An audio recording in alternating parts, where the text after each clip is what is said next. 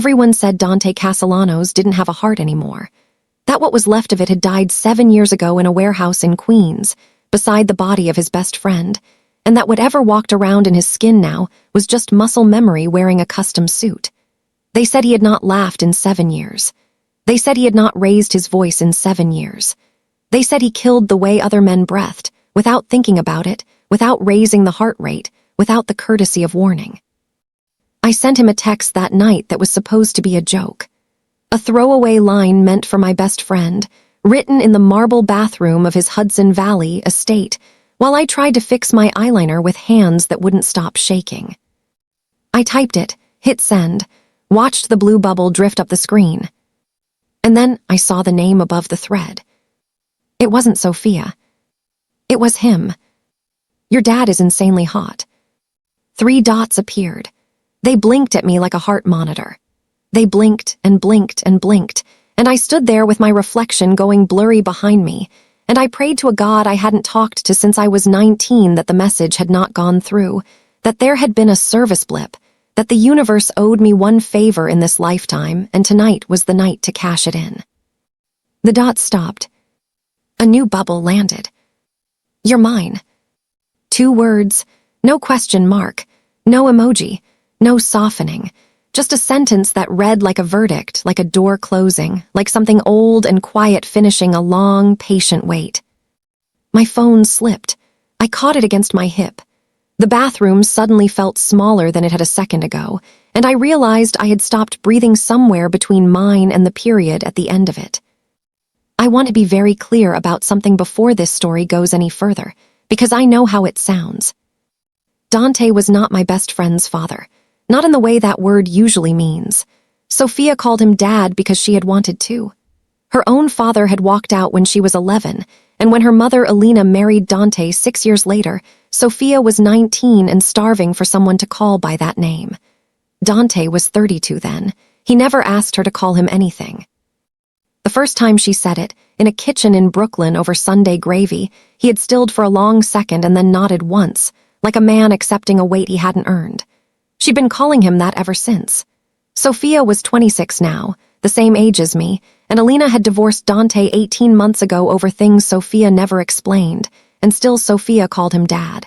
Habit. Loyalty. The strange, tender thing that grows between people who choose each other. I had met him exactly 4 times. 2 Christmases, 1 graduation, 1 sidewalk cafe in Tribeca where he had been walking past with 2 men in dark coats and Sophia had grabbed his sleeve like a child, and he had stopped and looked at her and softened by half a degree. He had never looked at me, not directly, not once. I had told myself that was a relief. I should not have been at the estate that night. Sophia should have been. The dinner had been billed to her as a small thing, family only, a homecoming for a man who didn't really do homecomings. She had flown to Milan 3 days earlier on an emergency for the foundation she ran, the one I worked for 2 days a week, and she had called me from JFK in tears, asking if I would just go in her place, drop off the gift, apologize, pick up the box of her old books he had been holding for her since the divorce. She had said asterisk please, Mar asterisk, in that voice she used twice a year and that I had never said no to. I had said yes. I had also not thought to ask what asterisk small meant in the language of a man who owned 3 buildings in Manhattan and a vineyard in Sicily. I'd shown up in a black sweater and dark jeans and the boots I wore to the studio when I knew there'd be turpentine. The foyer was 40 feet of black marble and white orchids and a string quartet playing something that had been written before America had existed. 40 people in black tie, glasses that cost more than my rent. A woman in red took my coat without asking my name. A waiter put a flute of champagne in my hand without asking if I wanted one. A man in a charcoal suit looked at me from across the room and said something in Italian to the man beside him, and the man beside him laughed, low, in a way that did not feel friendly. I made it 20 steps into the room before someone said my name. You must be Mara. He was older than the rest, 60 maybe, silver at the temples, eyes the kind of pale gray that looks washed out in photographs. He had a glass of red wine and a small smile, and he was looking at me the way a butcher looks at a cut, professionally. I'm sorry, have we met? No, his accent was Italian, but the kind that had been smoothed by 40 years in New York. But your brother and I were acquainted once. I am very sorry for your loss.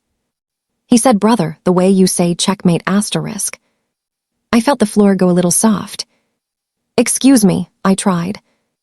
Of course. The smile moved up by a quarter inch. Enjoy your evening, Miss Voss. You are among friends. I did not believe him. I did not know how I knew not to believe him. The hairs on my arms knew, the back of my neck knew, the part of me that is still an animal knew. I walked away from him fast. I did not look back. I made it across the room and around a marble column and through a hall and into the bathroom and locked the door behind me, and that was where I had been when I sent the text. When I came back out, after your mine asterisk, after the dots, after I had drunk 3 handfuls of cold water from the tap because my mouth had stopped working, I came around the corner into the main room and I saw him. Dante. He was standing by a fireplace the size of a small car, holding a glass of something dark, and he was looking at me. Not at the room, not past me, at me. His phone was face down on the mantel beside him. The faintest curve had taken hold of one corner of his mouth. It wasn't a smile. It was the architectural beginning of one, like a man considering whether to allow himself the expression, and finding that, for the first time in a long time, he might. The room kept moving around him, people talking, glasses lifting, the quartet sliding into something low and Italian. He didn't move. I didn't move. Across 30 feet of polished floor and 40 wealthy strangers, he held my eyes the way a man holds a thing he has been waiting for, and the thing he was holding was me. I made it 3 steps toward the door before he intercepted. He didn't run. Men like Dante don't run. He just was suddenly between me and the foyer, and I almost walked into his chest because I had been looking at the floor. Up close, he was worse. The kind of worse that ruins your week. Black hair just barely starting to silver at the temples, a jaw that looked like it had been argued into existence, eyes the color of wet slate, and a stillness that made everything around him seem cheap and loud by comparison. He smelled like cedar and something colder under it. Snow, maybe. Iron. Going somewhere, he murmured. Not a question, a correction. My friend's books. My voice had gone thin. She asked me. There was a box, I think your housekeeper. Myra. He said my name like he had been saving it. Like he had practiced the shape of it in his mouth 1,000 times in private, and was finally allowed to use it out loud. It is very disorienting to hear a stranger say your name in a way that suggests they have known it for years. There was a man, I tried. By the bar, older, he knew about Joseph, he said. The temperature of Dante's face changed. It did not move. The temperature changed. He looked very briefly over the top of my head at someone behind me and gave a small nod that I am not even sure I saw, and then he looked back at me and the surface of him resealed. Come with me. I shouldn't have sent that text. I meant to text Sophia. He shook his head once. Just once. The smallest, most absolute asterisk, no asterisk I had ever seen. Come with me, Mara. He didn't grab me. He didn't even reach. He just turned and he walked, and somewhere in the back of my brain, a voice that sounded like my dead older brother said, don't follow him, Mar, don't asterisk, and I followed him anyway. The room he took me to was a library.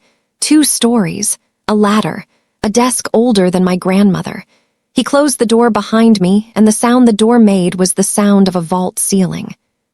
He went to a side table where a decanter sat, poured a finger of something dark amber into a heavy glass, and set the glass on the desk in front of me.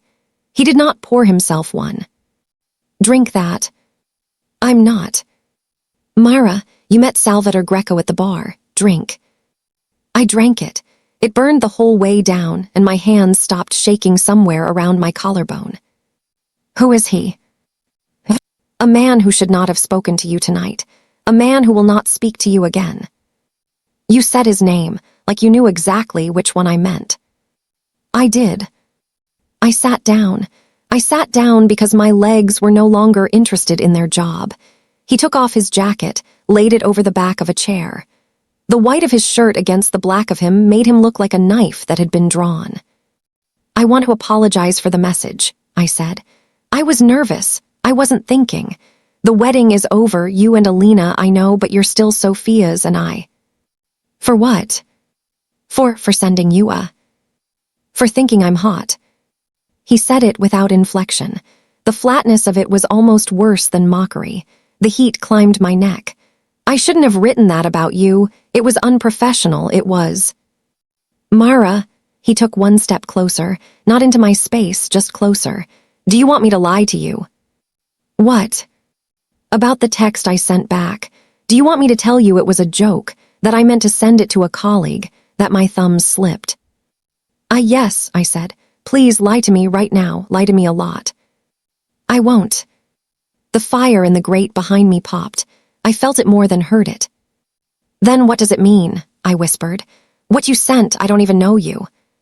He was quiet for a long time. Long enough that I started to count the books behind his shoulder. Long enough that I noticed the scar at the side of his throat, the faint white seam of it disappearing under his collar, and I had the sudden, dislocating thought that I had seen it before. "I have known you," he said finally, "for 7 years. You've met me 4 times. I have known you for 7 years, Mara." The way he said it, like it was a fact, a date carved into a stone, a thing he had lived with so long it had become weather. "That's not possible. Your middle name is Teresa." The amber drink in my stomach went cold. "After your mother's sister, who died in 1992. You work 3 days a week at Hadley Restoration in Red Hook and 2 days a week at Sophia's Foundation. You take the F train. You drink your coffee black until the 2nd cup of the day, which you take with 1 sugar. You run on the promenade on Saturday mornings. You have a scar on your left knee from when you were 11. You are allergic to cashews. You have not been to your brother's grave in 3 years and 4 months. He stopped. He did not look proud of himself. He looked like a man confessing. I could not feel my hands. "How?" "Sit, Mara." "How do you know that about Joseph?"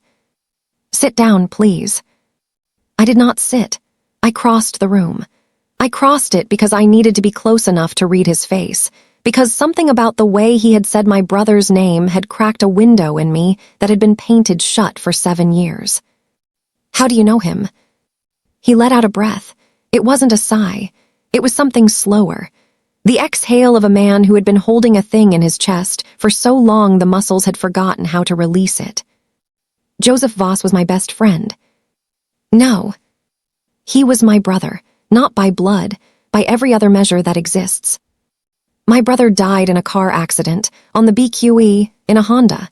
He worked at a logistics company. He worked for me. The logistics company was real. The BQE was not." "Stop." "He was killed in a warehouse in Queens by 3 men who worked for Viktor Volkov." The name, I did not know the name. The name still went through me like a draft through a closed room. "He was 30 years old. He was holding a phone with a photograph of you on the lock screen. The photograph was from the day you graduated from college. He had been carrying it for 2 years. "Stop, Dante." On the floor of that warehouse, while he was bleeding out, he asked me for one thing. He asked me to keep you alive. He asked me to keep you out of it. He made me promise that you would never know who he was because he wanted you to keep him the way you had him. He wanted you to remember the version of him that was good. I promised him. I had a flash then of my brother. Not the funeral version, not the photograph version. The real one. Joseph at the kitchen table when I was 16, pulling apart a clementine with his thumbs and asking me, in that careful older brother voice, about a boy who had hurt my feelings. Joseph teaching me to drive in a parking lot in Bay Ridge. Joseph at my college graduation in the back row, leaving early, claiming a work thing. The work thing. "You're lying," I said. It was the only thing I could think to say. He moved then, slowly like a man approaching an animal that might bolt. He went to the desk. He opened the lowest drawer. He took out a slim, dark folder, the kind that lawyers use, and he set it on the desk between us, and he stepped back. "I will not show you what is in this folder unless you ask me to. You can leave this room, and I will never bring it up again. You can hate me, and that is allowed. But you asked me how I know your middle name. I owed you the answer. I opened the folder. There were photographs. Joseph with his arm around Dante, both of them young, both of them grinning, both of them in suits that didn't fit right yet. Joseph at a long table with 5 men, his jaw set, his eyes hard, a man I had never met wearing my brother's face. Joseph holding a baby that was me, 25 years ago, his cheek pressed to my hair, his eyes closed, and on the back of the photograph in his handwriting, in the slanted black ink I would have known anywhere in the world. For Mar, when she's old enough. I made a sound. I don't know what kind of sound. I sat down on the floor where I was standing. Dante did not come to me. He did not touch me. He stood 5 feet away with his hands at his sides, and he let me cry, and somewhere in the long, terrible middle of it, I understood he was giving me the only thing he could give me, which was the room to do this without an audience, even though he was in it. When I could speak again, I said, "The coffee shop." His head came up. On Smith Street, 6 years ago, there was a robbery. A man came in with a gun. Another man tackled him. The other man took a bullet. He left before the police came. He had a scar on his neck. Dante did not say anything. "That was you." "Yes." "Why?" "Because Victor sent the first man. He had figured out before I had that you mattered to me, and he wanted to send a message. I got there 90 seconds before his man did. I would have waited longer if I had to." "You took a bullet for me, 6 years ago." "Yes." "Dante." "Yes." "Why didn't you tell me? 6 years, 6 years." "Because I made a promise to your brother. Because the kind of man I am should not be in your life. Because every day I told myself you were safer if I stayed in the dark, and every day for 7 years I have been wrong about that, and the night you sent me that message I decided I was done being wrong." He closed his eyes for a second. When he opened them, something in him had moved. "You are not mine because I sent that text, Mara. You have been mine since the day I made your brother that promise. I have just finally stopped pretending otherwise." I did not go home that night. He had a guest room made up. The housekeeper, an older woman named Renata with kind eyes and a Sicilian accent, brought me a robe and tea, and as she was leaving, she paused at the door and turned and looked at me with a face that had seen 40 years of things she would never tell anyone. "He has been alone a very long time, Signorina." "I know." "He thinks he has been alone 7 years. He has been alone much longer than that." She nodded once and left. The first day I walked the house alone. He had told me to. He had said go anywhere, open any door, ask Renata for anything. I found Joseph's room on the 3rd floor at the end of a corridor of guest rooms, and I knew it was his before I knew it. It was small, smaller than the others. There was a single window that looked out over the back lawn and the line of black trees beyond. The bed had been made. The dresser was empty. On a shelf above the desk, there was a book about Caravaggio with a post-it sticking out of the top. Above the bed, framed, there was a photograph of the 2 of us at Coney Island when I was 8. I had dropped my hot dog. I was crying in the picture. He was laughing. I sat on the edge of the bed for a long time. I did not cry. I had cried out the first wave the night before. This was the second kind of grief, the slower one, the one that does not have anywhere to go. I took down the book. The post-it was on the chapter about Judith beheading Holofernes, and in the margin, in Joseph's handwriting, was a note that said for Mar, the right woman with the right knife. I went downstairs. I knocked on the door of Dante's study. He opened it on the second knock. He had taken off his jacket, rolled his sleeves. His hair a little disordered like he had been running his hand through it.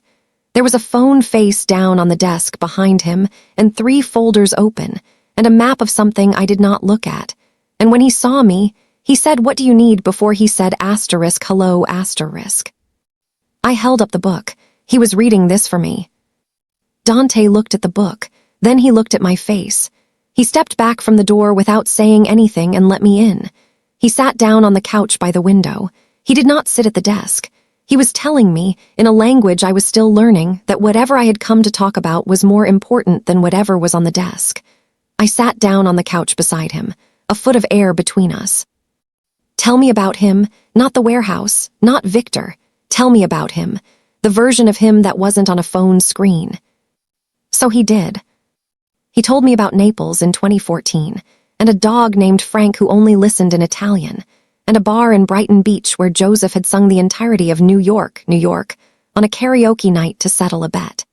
He told me about the time Joseph had refused to eat at a 4-star restaurant in Milan because he had spotted the chef beating a kitchen boy and had walked out and gone 3 blocks down the street to a sandwich cart. He told me about Joseph's terrible singing voice, about the way he held his fork, about the fact that he had been the only man in the organization who did not curse, ever, in any language, because his little sister was going to grow up and he did not want to be the brother she had to forgive. He told me Joseph had loved me more than anything in his life. He told me this without sentiment and without performance, because Dante did not do either of those things, and that was how I knew it was true. When he was done, the room had gone gray, the way rooms go gray in the late afternoon when no one has thought to turn on a lamp. I sat there with my brother's book in my lap, and his hand came down on the couch between us, palm up, an offer, not a grab. I put my hand in his hand without looking at him, and we sat there like that until Renata knocked on the door and told us dinner was in 20 minutes. The second day, he took me out to the gardens. The grounds went on for a long time. There was a chestnut tree at the edge of the lawn that he stopped under and put his hand against, briefly, the way you touch the hood of a car you used to drive. He liked this one, Joseph. He told me once that if he ever bought a house, it would have a chestnut tree in the yard. He said you would understand. I did. There had been a chestnut tree in our grandmother's yard in Ozone Park, and Joseph and I had spent every August of our childhoods under it. I put my hand on the trunk, beside Dante's, not touching his. Why did you bring me here? Because if you ever stayed, I wanted you to know there was a chestnut tree. I did not say anything for a long time. He did not push. He had a patience that had been forged out of 7 years of standing at the end of my block in a black car at 2 a.m, watching a window I did not know he was watching. He did not need an answer in the next minute. He had been waiting longer than that. The third day, I went out to the back terrace at midnight. The moon had finally come up. He was already there. You're going to leave tomorrow, he said. Yes, not because I don't want to be here, because I need to think about this in my own apartment, with my own walls. That is wise. I'm coming back, on my own terms, not because you sent a car, because I called one. He nodded once. I will wait. And Dante, the men on my block, I want them to stay, until this is over. I'm not too proud. His shoulders dropped a 1/4 inch. I had not realized he had been holding them. Thank you for letting me keep my promise. I went home on a Sunday. I told myself I would have weeks, maybe months. Viktor Volkov gave me 4 days. The first 3 days were paranoia and flowers. Dark red anemones at my studio door on Tuesday morning, no card. The black sedan on the corner of my block, the one that was his asterisk sedan, his men, my protection. I learned to recognize the rotations. There were 3 drivers. The youngest was named Marco, and he was 22, and he made me a thermos of coffee on Wednesday morning when he saw me come down the stoop with my eyes red from not sleeping. I did not call Dante. He did not call me. He had told me he would wait, and he was waiting, and the discipline of it was a kind of love I had never been the recipient of before. On Thursday afternoon, Victor walked into my studio. I had not heard the bell. I had been at the back, with a panel on the table, working on a Dutch still life from 1640 that had been ruined 50 years ago by a bad varnish job. I was alone. Hadley, who owned the place, was at a conference in Boston. The assistant had gone home at 3. It was 5:15, and the light in Red Hook was the gold andrust kind that only comes in November, and I looked up because the floorboard in the hallway creaked. He was standing in the doorway of the workroom. He was small, smaller than I had expected, maybe 5'8", slim in a charcoal overcoat over a cream sweater. He had pale eyes, almost colorless. He had a heavy gold ring on the 3rd finger of his right hand. His hair was thin and combed. He was 60, maybe 65. He had a face that had been handsome once and had since been used hard. He was holding a small object in his left hand. He was turning it over and over with his thumb. Miss Voss, His voice was quiet, accented, smooth. The accent was Russian, but the Russian had been ground down by 40 years of New York. Forgive the interruption, I was passing. You were not passing. A small smile. No, I was not. How did you get past the man at the door? There is no man at the door, Miss Voss. There is a man at the corner of Van Brunt and Pioneer. There is another man at the corner of Van Brunt and Visitation. I came through the alley. The window in your bathroom does not lock properly. You should have it fixed. I picked up the scalpel I used for varnish, not in a way that he would notice, just enough that my hand was on it. What do you want? To talk, 5 minutes, then I leave, I give you my word. Your word means nothing to me. It means nothing to most people. It used to mean more. The small smile again. He stepped one step into the room, no further. May I? He sat in the chair by the door without waiting for permission. He laid the small object on the edge of the table where I could see it, and he turned it so that the front of it faced me. It was a class ring, my brother's class ring. NYU 2010. I had thought it was buried with him. I had asked for it. They had told me he had not been wearing it when he was found. Where did you get that? From his hand, Miss Voss, the night he died. I have kept it in a drawer for 7 years. I am returning it to you because I am, in my own way, an honorable man, whatever you have heard about me. You killed him. I did not. 3 of my men did. They were instructed only to detain him, but Joseph was Joseph, and Joseph fought, and a thing went wrong that I did not order. I have lived with that. I do not expect you to care. I did not say anything. I held the scalpel. I am not here to threaten you, Miss Voss. I am here to make a request. Your brother had something. A thing he kept. 11 names, some bank records, photographs. He hid it before he died. I have spent 7 years looking for it. I have not found it. I think there is a chance you know where it is, or that you can find out. I think there is a chance the man currently sleeping at the end of your block is hopping the same thing. I have no idea what you're talking about. You may not. Yet, so, I will be plain, I will give you 2 weeks. If at the end of 2 weeks you bring me what your brother hid, I will leave New York and never return. I will release Mr. Castellanos from a war that has cost him a great deal and is going to cost him a great deal more. He will be free. You will be free. The man at the corner of Van Brunt and Pioneer can go home to his children. Everyone goes home. And if I don't? Then in 2 weeks, on a Thursday like this one, in a place I will choose, Mr. Castellanos will be killed. I will not do it myself. I am too old. But it will be done. You may decide to be the woman who let that happen. That is your right. He stood up. He moved with the deliberate slowness of a man who knew exactly how a room read him. I do not enjoy this conversation, Miss Voss. I want you to know that. I came myself because I owed your brother that much. He went to the door.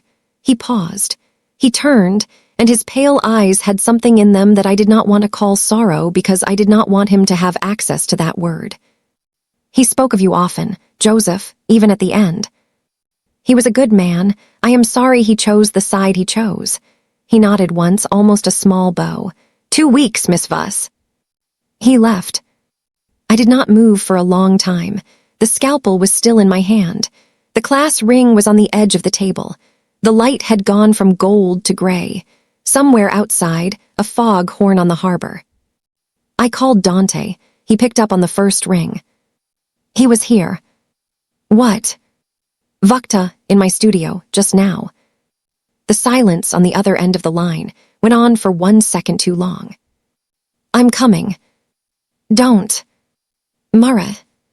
Don't come to the studio. He's gone. He used the alley, the bathroom window. Your men didn't see him. I don't want him to know what you do or do not know. Meet me at my apartment. 1 hour, come alone. Mara. Dante, he brought me Joseph's class ring. He took it off my brother's body. He has had it in a drawer for 7 years. I am not okay, I am not, but I am thinking. So please, trust that I am thinking. Meet me at my apartment in 1 hour.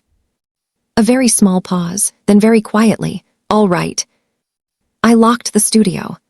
I took the long way home, the way Joseph had told me to take, the way I had not taken in 7 years because I had not understood, until that afternoon, that he had been teaching me to be careful for a reason.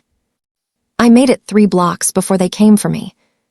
It happened on Henry Street, at the corner where the light always lingered, where there was a doorway recessed 8 feet back from the sidewalk that I had walked past 500 times and had never thought of as a doorway, only as a wall. The first thing I knew about him was that his hand was on my upper arm. The second thing I knew was that there was a black van at the curb that had not been at the curb 15 seconds earlier.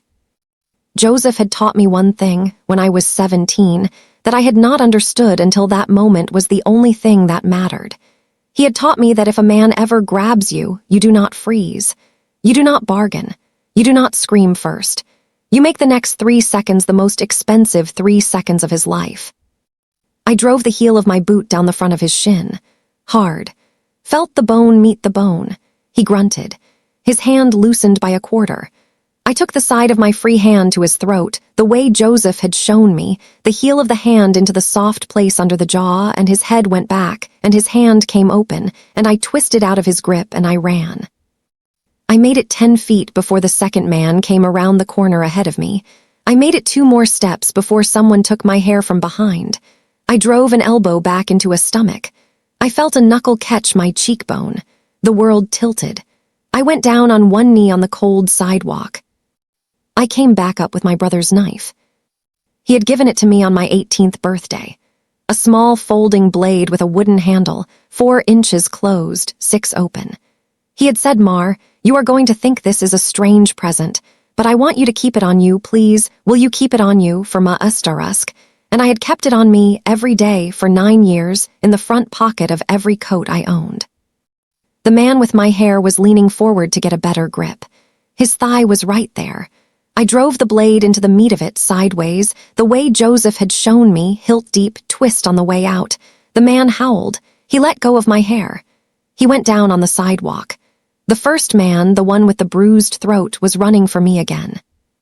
A black car came around the corner, so fast it bounced on its springs. The back door opened before it stopped moving. Dante. He came out of that car like a man unfolding into a fight, and the look on his face was a thing I will not forget for the rest of my life. It was not anger. Anger was too clean a word. It was the cold weather of a man who has decided to stop being patient. He did not run to me. He ran past me. The first man tried to turn. He did not finish the turn. Dante took him by the throat with one hand and put him into the side of a parked car, and the side of the parked car flexed. The second man, the one bleeding out of his thigh on the sidewalk, tried to crawl. Dante stepped on his wrist and looked down at him and said, very quietly, "If you ever come within a mile of this woman again, I will find your mother and I will tell her what kind of son she raised. Do you understand me? Nod." The man nodded. 3 of Dante's own men were there by then, coming out of cars I had not noticed. They took the first man and the second man and the third man, who had come stumbling out of the van with a broken nose and his hands up, and they took them somewhere I did not ask about. The van disappeared. The street went quiet. Somewhere a dog was barking. A woman in a window 2 stories up had her phone in her hand and her face pressed to the glass. Dante walked back to me. His knuckles were split. There was blood on his shirt that was not his. He stopped 2 feet from me, and his hands came up like he was going to touch me, and then did not. "Mara, I'm fine." "You're not." "I am." He saw the knife in my hand. He saw it for a long second. Then, very quietly, in a voice I had never heard him use before, "Your brother gave you that." "Yes." "Good," he said. "Good girl." It was the kind of thing a stranger would have made sound terrible. He made it sound like a benediction. He drove me himself that time, the whole way upstate in the back of his own car with one of his men at the wheel and the partition up. He took my left hand from my lap and turned it over in his and looked at the knuckles. There was a split on one of them. He did not ask. He just folded my hand into his and held it. He held it the whole way. I did not pull it back. We did not talk about Vukta Volkov for 2 days. Renata cooked. A doctor came to the estate, an older man with quiet eyes who looked at my face and my ribs, and gave me an ice pack and a small bottle of something for the swelling. Sophia called from JFK and from a car coming up the sawmill. And when she walked into the library, I was sitting on the rug in front of the fire reading my brother's book about Caravaggio. And she dropped her bag and came across the room and got onto the rug with me and held me without saying a word for a long time.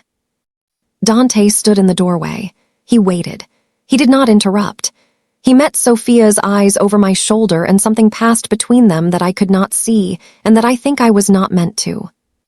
"You knew," I said into Sophia's shoulder. "Some, not all. He told me on the day my mother told him she wanted a divorce. He said Joseph had asked him not to tell you, and he had kept that promise for as long as he could, and that he was breaking it now because he was afraid you were going to get hurt, and he wanted me to be ready to be there when you found out. You let me find out.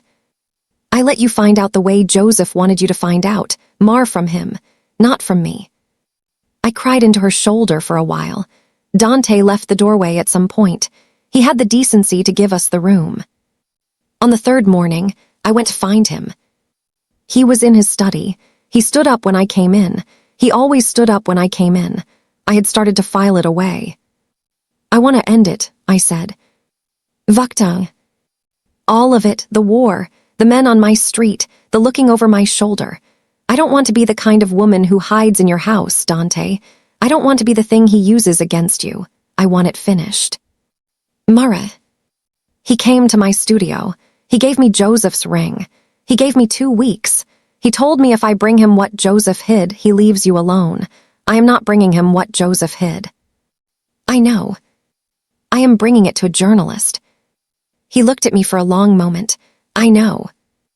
Joseph hid something. Insurance on Vakta. 11 names, bank records, photographs. You've been looking for it for 7 years. Yes. I know where it is. He went still. How? Because he told me once. He told me when I was 18 and he was about to leave for a trip he didn't tell me where. And he said, "Mar, if anything ever happens, if I am not here, there is a thing of mine in a place. The place is not a place anyone would ever look for a thing like this. The thing is in the place because the place is the thing." I thought he was being weird. I thought he was drunk. I forgot about it for 9 years. I remembered it 3 nights ago on your terrace when the moon came up. Mara. I know what it is, Dante. Tell me. No. Mara. You will go and get it without me. You will do it because you think it will keep me safe. You will think you have given me a gift. You will not have given me a gift. You will have taken something from me. He was Ustarusk, my brother Ustarusk, Dante. I am the only person in the world who knows what that means, and I am going to be the person who picks it up. He did not argue. I want to say that for him. He did not argue. He looked at me for a long, long time, and then he said, "I am coming with you. And if there is a single second where it goes wrong, I am putting you behind me and I am ending it without you." That is fair. He took a breath. He reached, finally, for the first time, and his hand came up and his thumb brushed the bruise on my cheekbone, and the touch was so careful it hurt more than the bruise had. "Tell me where," he said. "My brother's grave," I said. "He carved his own name into the back of the stone 3 years before he died. The stone is the place. The carving is the thing. He hid it inside his own name." The grave was in a cemetery in Queens, on a hill, under a chestnut tree that had been a sapling when I was a child. I had not been there in 3 years and 4 months. He had counted right. We went at dawn. Dante drove. He had 3 cars with him, parked at the 4 corners of the cemetery, and a 4th car staged on the road below in case we needed to leave fast. He had not let me come without it. I had not asked him to. The headstone was gray granite. The face of it said Joseph Michael Voss and the dates and beloved brother asterisk. The back of it, half hidden in the grass, said Joey M.V. asterisk in a sharper, rougher hand. My brother's hand. I knelt in the wet grass.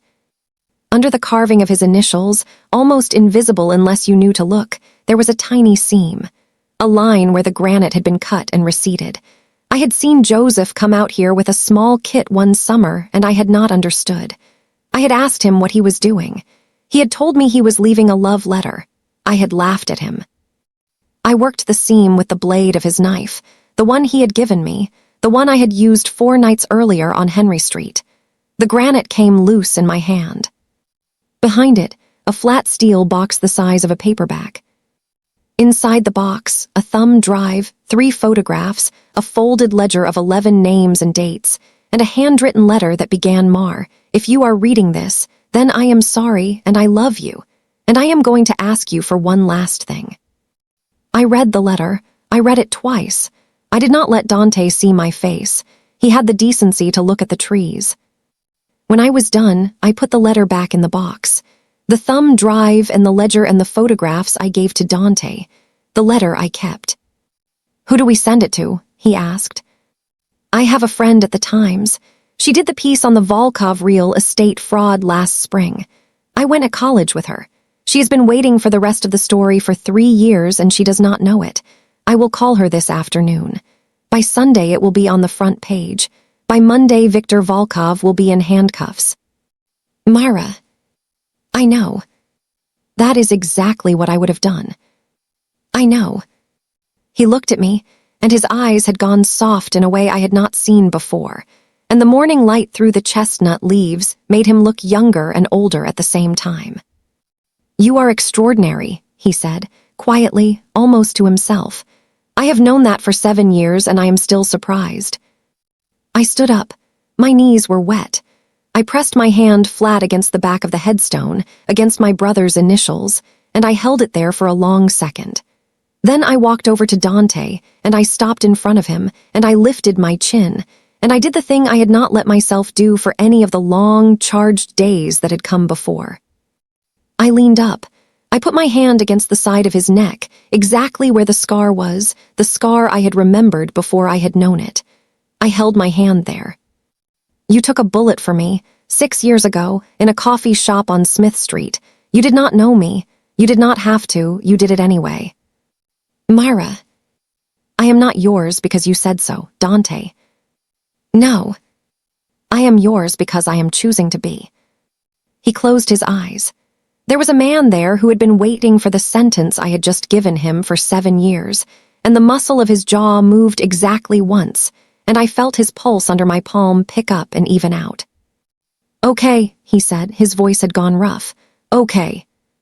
He bent his forehead down to mine. He did not kiss me. He had decided, somewhere along the way, that the first time he kissed me would not be in a graveyard, and I loved him a little for that. He just stood there with his forehead on mine, his hand at the back of my head, the two of us breathing the same patch of air, and the chestnut tree dropped a single dry leaf onto the top of the headstone. The story broke in the Times on Sunday morning. It was not on the front page. It was the front page. Sophia and I watched it happen in Dante's kitchen, on a small television Renata had wheeled in from the den. The 3 of us with cups of coffee and a plate of biscotti, none of us were eating. The screen showed the front of a brownstone in Brighton Beach at 6 in the morning, a federal task force in dark jackets, and then Victor.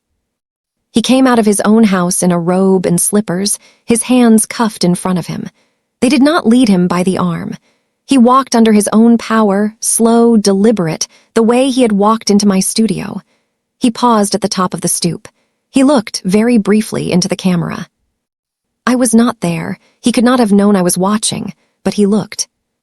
His pale eyes went past the lens and into my kitchen, and for a single second the whole transaction between us closed, the ring on the table, the bathroom window, the 2 weeks, the Thursday. He nodded once, almost a small bow, the same small bow he had given me from my studio doorway. Then they put him in the car, and the car drove away. Sophia let out a breath she had not realized she was holding. He looked at the camera. Yes. He looked at *U. Yes. Dante's hand came down on top of mine on the table. He did not say anything. His thumb moved once across my knuckles. The rest of his organization came apart over the next 9 weeks the way. An old wall comes apart in a storm, brick by brick, not all at once. The first to fall was a councilman from Queens, whose name I recognized from the ledger. I read the indictment on my phone in line at the bodega, and had to put the milk back because my hands were shaking. The second was a real estate lawyer in Midtown who walked into a federal building on a Tuesday morning with his lawyer and walked out, 11 hours later, in handcuffs. The third was a man whose face I had seen at the gala, the one in the charcoal suit who had laughed at something the man beside him had said in Italian. He was arrested at JFK trying to board a flight to Palermo. By the end of the 9th week, the count was 43 indictments and 3 suicides, and a city that woke up slowly to the realization that something old and rotten had been quietly removed from underneath it while everyone slept. I was not in any of the pictures. My friend at the Times honored the source. Dante was not in any of the pictures either. The world saw a long-dormant federal case break open on its own, and the world did not look much further than that. Sophia stayed with me for 2 weeks. She slept on my couch. She made me eat. She told me about a man she had met in Milan, and she did not pretend she had not known some of what her stepfather was, and we became, somewhere in those 2 weeks, even closer than we had been. The morning Sophia flew back to Milan, I went home to my apartment alone for the first time in 5 weeks. I made coffee. I drank the second cup with 1 sugar. I sat on the floor of my living room with my brother's letter unfolded on the rug in front of me, and I read it for the 12th time. Outside my window, on the corner of my block, the black sedan was gone. Marco had been pulled off the rotation 3 days earlier. The street was just a street again. I sat on the floor for a long time, and I let myself, for the first time, miss him. Not Joseph. Dante. The missing was a quiet kind. The kind you let in slowly, like a guest you have been expecting for a long time. Dante, I did not see for 9 days. He had given me space. He had given me space deliberately, the way a man gives a wild thing space when he wants it to come back to him, not because it is afraid, but because it is choosing. On the 10th day, I called him. "Where are you?" "The estate." "I'm coming up on the train by myself. Don't send a car." "I won't." I took the train. I walked from the station. It was a long walk, and the leaves had finally turned, all in the last week, the maples gone to red and the birches to gold, and I walked the last half-mile up the long driveway with my hands in my pockets and my face cold and my heart doing something steady and brave inside my chest that I had not felt it do in years. He was on the front steps when I came around the bend. He was not in black. He was in a soft gray sweater I had never seen, and he was holding 2 mugs of coffee, and he stood up when he saw me. And the corner of his mouth did the architectural thing again, and this time it finished the smile. The whole way, a real one. A small, surprised, almost private smile, the kind a man only gives once or twice in a life. I walked up the steps. I took the mug. I took a sip. He had stirred the sugar in already, the 2nd cup amount, the way I liked it, the way he had known I liked it for 7 years. "Hi." "Hello, Mara." "I came to stay." "For how long?" "That's up to us."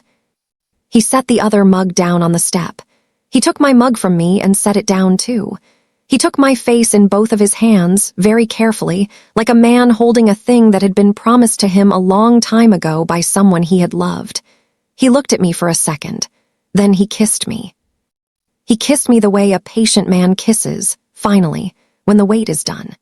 He kissed me with the whole weight of 7 years in it and none of the rush, and he tasted like coffee and like cedar and like the cold morning.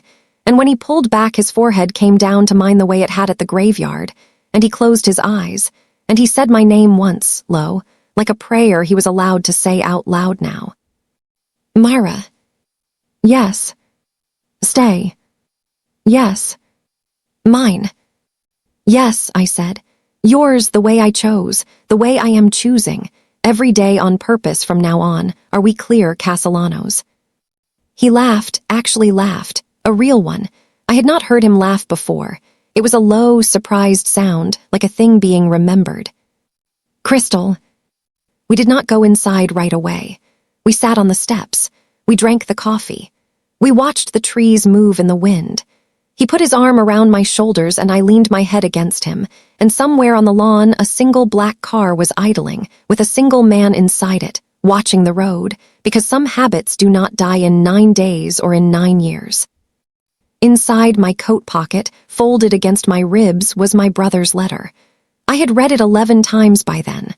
The last line of it, the one I had not let Dante see, The one I would never let anyone see was this. Mar, if a man named Dante ever comes for you, let him.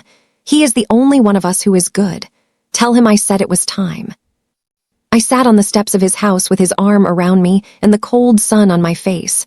And I thought, Joey, I told him. The wind moved in the chestnut trees at the edge of the lawn. I closed my eyes. I leaned in.